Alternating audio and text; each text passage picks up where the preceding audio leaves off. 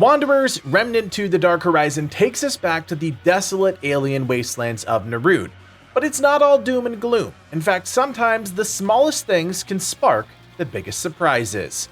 My name is Kodiak, this is Legacy Gaming, and today we'll introduce you to a little robot, her expansive secrets, and help you get your hands on an incredible new weapon. You no doubt have explored much of the Dark Horizon at this point, and maybe, just maybe, you've run across a little robot named Spark. She can be found at several different locations across Narud, and the truth is, there's no rhyme or reason to her specific locations on the planet. If and when you do find her, the key is to be nice and positive, choosing only those dialogue options. This should include you inviting her back to Ward 13, or Orth as she calls it, and that's your key that you've progressed the quest in the right way. Once you've satisfied her initial dialogue requirement, you'll need to defeat the final boss of the DLC, Alepsis Tora. This is step 2. It doesn't matter which method you use to kill the boss, and if you're curious what the rewards are for both the main and alternate kills, check out this video we've already released on the channel. Once you defeat Alepsis Tora, you'll want to head to the area where you found the nano-plated armor set in the Withered Necropolis overworld. You'll want to approach it with the glider, which is the easiest way to gain access to the area. In the large room, right before the armor set, you'll find Spark in the corner. Talk to her again and have her follow you back to Ward 13. Once you've exhausted her dialogue options, you can head back to the ward. Once you return, you'll see that Spark is set up shop right next to Dwell. If, for whatever reason, you don't see Spark, completely close out your game and restart. Something bugged for us, but a simple restart got things in motion.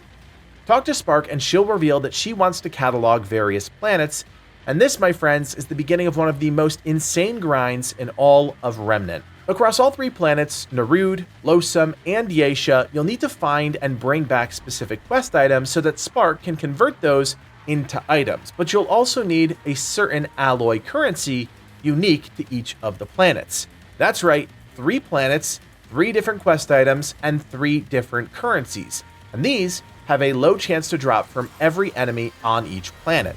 Additionally, you do not share these crafted items in co-op.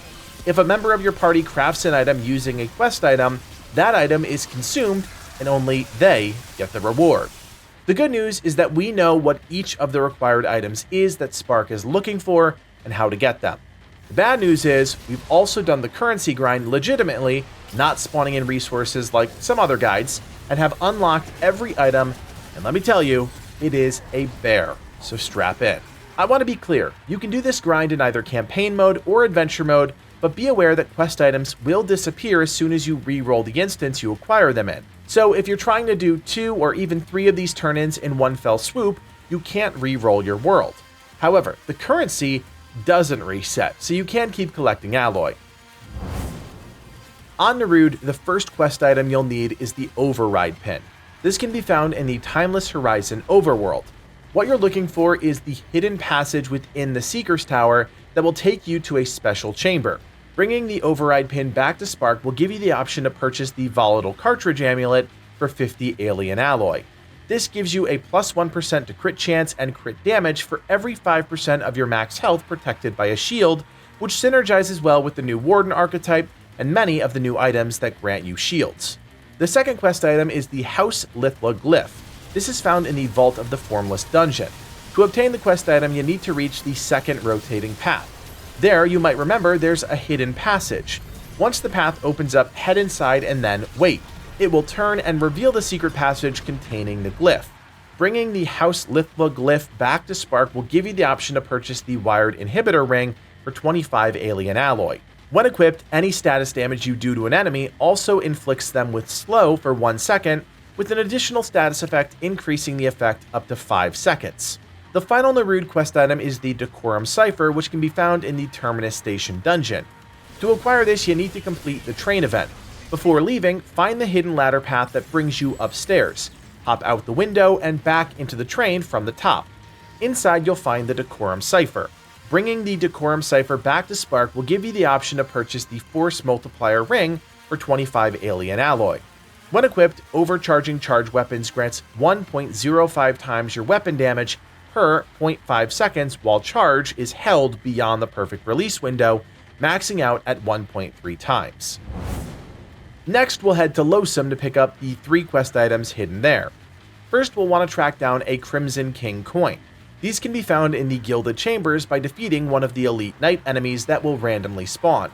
If one doesn't spawn after running through the entire dungeon, simply rest at a stone or quickly drink your liquid death and try again.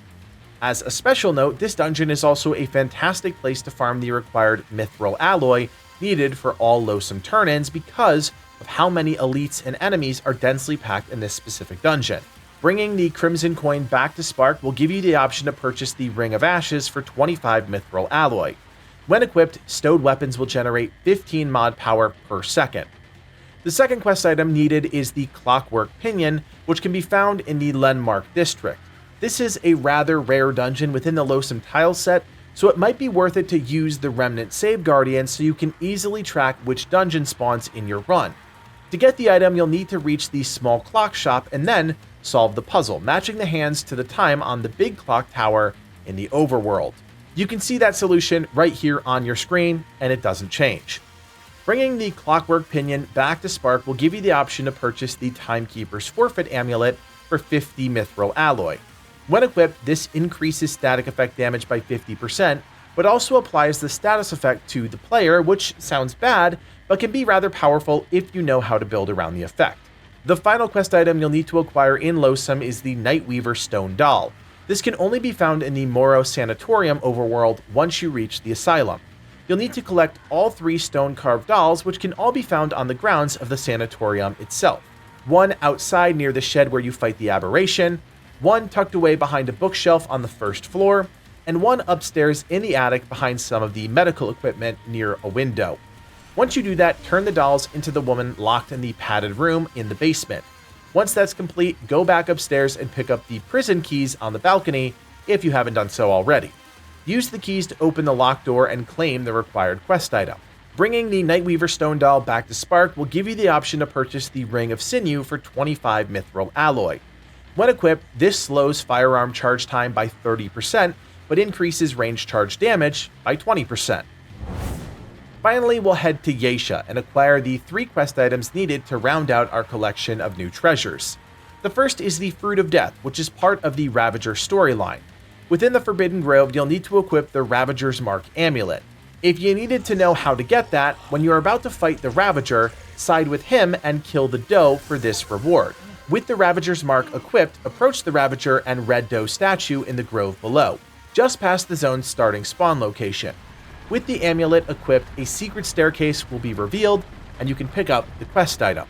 Bringing the Fruit of Death back to Spark will give you the option to purchase the Mortal Coil Ring for 25 Ancient alloy.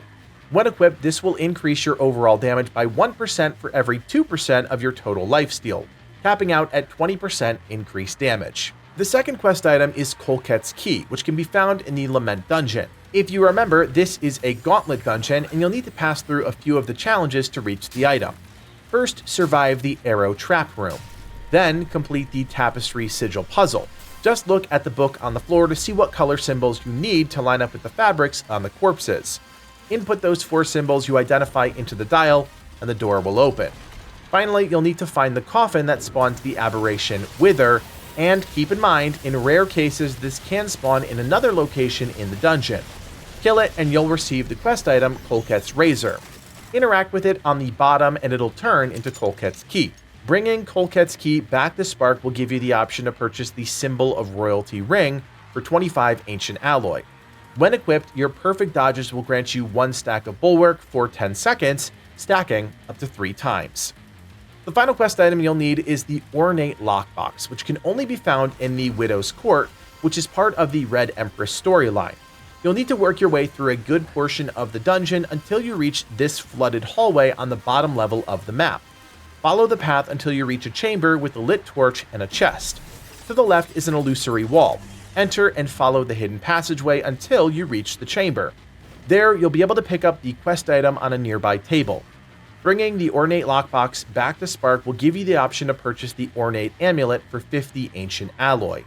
When equipped, this increases all damage by 5% for 10 seconds every time you activate a skill, stacking up to 5 times.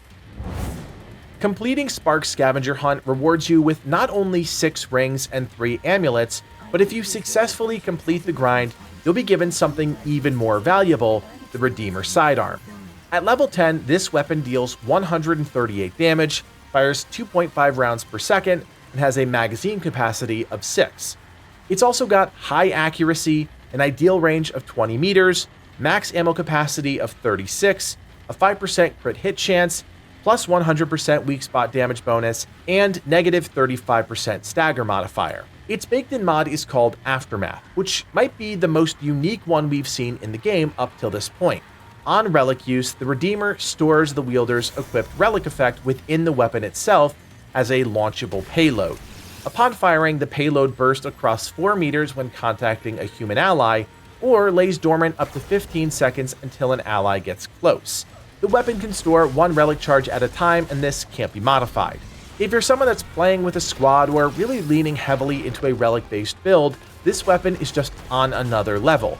This is the perfect weapon to add to the arsenal of any buff or support-focused player. So there you have it, Spark's Scavenger Hunt, every item you need to complete it, and the rewards for all your hard work. If you have any questions about the grind, leave us a comment down below. And if you enjoyed this video, do me a solid and hit that thumbs up and consider subscribing. Like I said, we did this the legit way, which took hours of grinding, so if you appreciate that work, we'd appreciate your support. We'll have more Remnant coming your way soon, so keep it right here and never miss a thing. My name is Kodiak, and from everyone here at Legacy Gaming, thanks for watching, and play on.